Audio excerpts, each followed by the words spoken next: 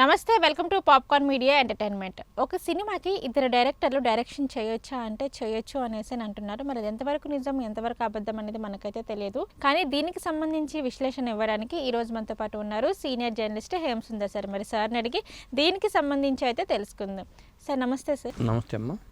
Sir ఒక సినిమాకి అంటే తెలిసింది ఏంటి అంటే ఒక సినిమాకి ఒక డైరెక్టర్ మాత్రానికి డైరెక్ట్ చేస్తారు, కానీ ఒక సినిమాకి ఇద్దరు డైరెక్టర్లు డైరెక్ట్ చేస్తున్నారు అనేసి అంటున్నారు. మనకి రీసెంట్గా చూసుకున్నట్లయితే హరిహర వీరమల్లు మూవీ, దీనికి కూడా ఇద్దరు డైరెక్టర్లు ఉన్నారు అనేసి అంటున్నారు. నిజంగా ఒక సినిమాకి వచ్చేసి ఇద్దరు డైరెక్టర్లు డైరెక్ట్ చేయొచ్చు అంటారా సార్? అంటే ఇద్దరు కావాలని చేసింది కాదు హరిహర వీరమల్లుకి, పరిస్థితులు అలా వచ్చినాయి. ఒక్కొక్కసారి ఏంటంటే పరిస్థితుల ప్రభావం వల్ల అలా మారుతుంది, కావాలని చేసింది కాదు. హరిహర వీరమల్లుకి అసలు కృషి డైరెక్షన్, ఎందుకంటే ఎంత పార్ట్ కృషి చేశారో ఎంత జ్యోతికృష్ణ చేశారో అనేది సెకండరీ. అంటే 3 ఏళ్ల పాటు కృషి ఈ సబ్జెక్ట్ మీదే కూర్చొని మరి కృషి జాగర్లమూడి హరిహర వీరమల్లు సినిమా చేశారు. మేకింగ్లో కొంత బ్యాలెన్స్ ఉండిపోయేసరికి ఆయన అటు వేరే ప్రాజెక్ట్కి వెళ్ళిపోవాల్సి రావడంతో అనివార్యం అయిపోయింది. సినిమా పూర్తి చేయాలి. పవర్ స్టార్ ఏమో బిజీగా ఉన్నారు రాజకీయాల్లో, మరి షూటింగ్ ఆగట్లా జరగట్లా, మరి ఖాళీ కూర్చోలేడు కదా. ఈ పరిస్థితుల ప్రభావం వల్ల ఇద్దరు, జ్యోతికృష్ణ ఏం రత్నాకర్ నిర్మాత గారు అబ్బాయే, ఆల్రెడీ డైరెక్టర్ కాబట్టి అతను కంప్లీట్ చేశాడు.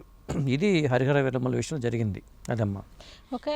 అంటే సార్ మాకు తెలిసింది ఏంటి అంటే ఒక సినిమాకి ఇద్దరు హీరోలు ఉంటారు, ఇద్దరు హీరోయిన్లు ఉంటారు, ఇట్లా డ్యూయల్ రోల్ అనేది ఉంటుంది. కానీ అంటే ఆ సినిమా హిట్ అయితే క్రెడిట్ అనేది ఇద్దరికి వెళ్తుంది. బట్ ఇలా డైరెక్షన్ చేసిన తర్వాత క్రెడిట్ ఫైనల్గా ఎవరికి వెళ్తుంది అంటారు సార్? అంటే క్రెడిట్ ఫైనల్గా ఎవరికి వెళ్తుందంటే అది ఒక ఇబ్బంది ఉంటుంది. ఎప్పుడు కూడా పేరు వేసేటప్పుడు ఇద్దరు పేర్లు వేస్తే గొడవ ఉండదు, అప్పుడు ఇద్దరికి క్రెడిట్ వస్తుంది. అట్లా కాకుండా ఒకళ్ళ పేరు వేస్తే సమస్య వస్తుంది. అదొక అంశం. ఇప్పుడు దీని చరిత్రలోకి వెళ్ళాల్సి వస్తుంది. ఇద్దరు డైరెక్టర్లు డైరెక్ట్ చేసిన మొట్టమొదటి సినిమా ఏది అంటే చెప్పలేకపోవచ్చు నేను కూడా. అంటే ఇప్పుడైనా సరే స్టార్టింగ్ ఇంతకు ముందు కూడా ఇలానే ఉంది. లవకుశ సినిమా ఉంది, అది ఎన్టీ రామారావు గారు చేసిన లవకుశ సినిమా ఉంది కదా, మనకి పాత సినిమా. అది సి పుల్లయ్య గారు డైరెక్టర్ దానికి. అయితే ఆయనకి అది 5 సంవత్సరాల పాటు జరిగింది షూటింగ్. ఇది కూడా దాదాపు 5 ఏళ్ళు.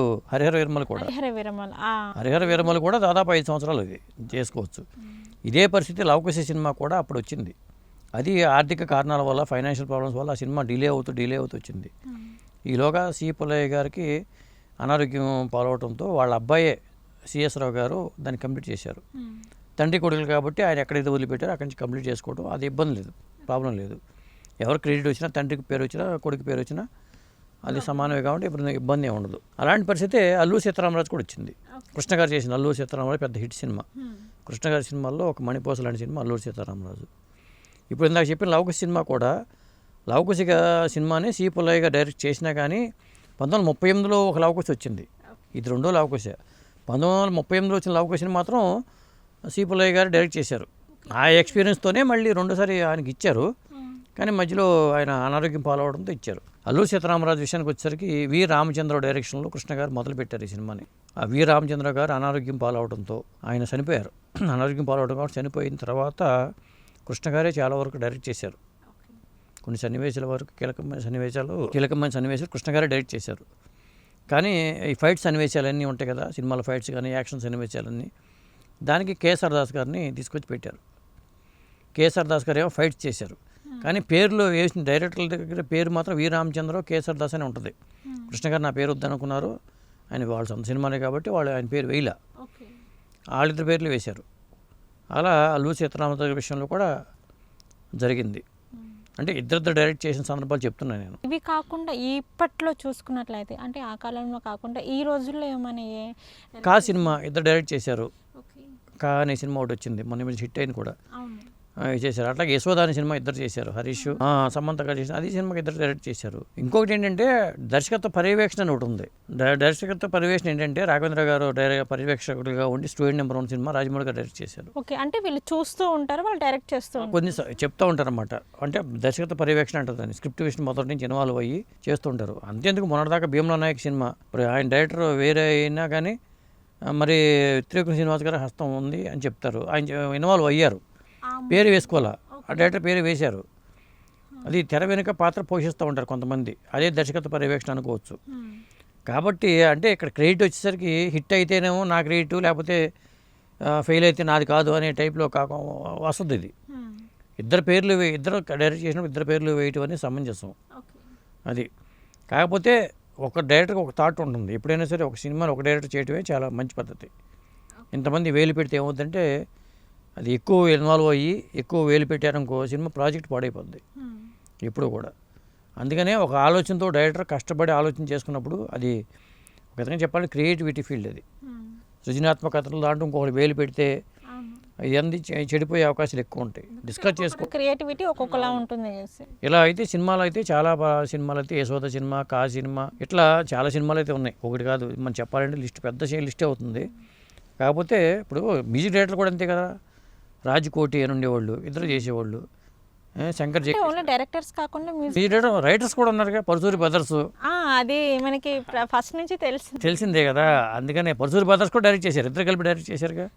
వాళ్ళు కూడా ఇద్దరు డైరెక్టర్లుగానే చేశారు సినిమాలు, కొన్ని డైరెక్ట్ చేశారు కూడా. కాబట్టి ఇద్దరు డైరెక్ట్ చేస్తే కొన్ని సమస్యలు ఉన్నాయి, కొన్ని పాజిటివ్ అంశాలు ఉన్నాయి. ఎక్కువ ఇద్దరు డైరెక్ట్ చేసిన సినిమాలో హిట్ అయిన సినిమాలు ఎక్కువ ఉన్నాయి. ఇప్పుడు యశోద సినిమా అయితే పెద్దగా ఆడలేదు, కానీ కా సినిమా హిట్ అయింది కదా, లవకుశ హిట్ అయింది కదా, అల్లు సీతారామన్ హిట్ అయింది కదా.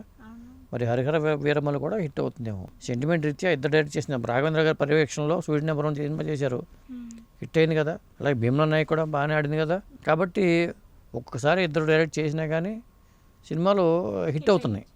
కాబట్టి హరిహర వీరమ్మల విషయంలో ఇది పరిస్థితి.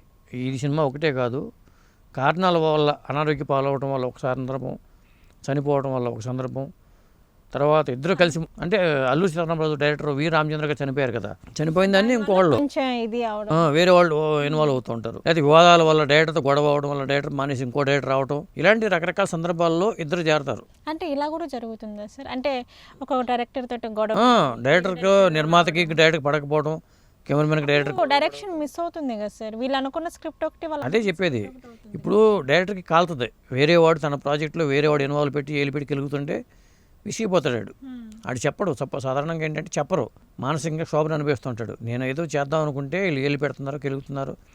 ఇప్పుడు సినిమా ఫెయిల్ అయినప్పుడు ఏమవుతుంది, అది డైరెక్టర్కి వెళ్ళిపోద్ది.